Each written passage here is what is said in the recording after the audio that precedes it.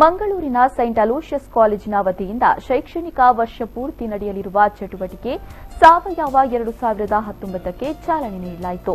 ಕಾಲೇಜಿನ ಎಲ್ಸಿಆರ್ಐ ಬ್ಲಾಕ್ನ ರಸ್ಕಿನ್ಹಾ ಸಭಾಂಗಣದಲ್ಲಿ ಉದ್ಘಾಟನಾ ಕಾರ್ಯಕ್ರಮ ನೆರವೇರಿತು. ಮಂಗಳೂರಿನ ಸೈಂಟ್ ಅಲೋಷಿಯಸ್ ಕಾಲೇಜಿನಲ್ಲಿ ವರ್ಷ ಪೂರ್ತಿ ನಡೆಯುವ ಕಾಲೇಜಿನ ಚಟುವಟಿಕೆ ಸಾವಯವ 2019ಕ್ಕೆ ಚಾಲನೆ ನೀಡಲಾಯಿತು.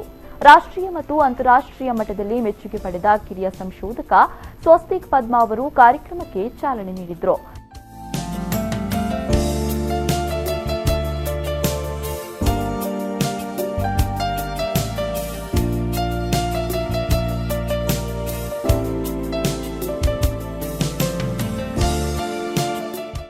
ಕಾರ್ಯಕ್ರಮದ ಅಧ್ಯಕ್ಷತೆಯನ್ನು ಸೈಂಟ್ ಅಲೋಷಿಯಸ್ ಇನ್ಸ್ಟಿಟ್ಯೂಷನ್ನ rector reverend father Dionysius Vaz SJ ಅವರು ವಹಿಸಿದರು.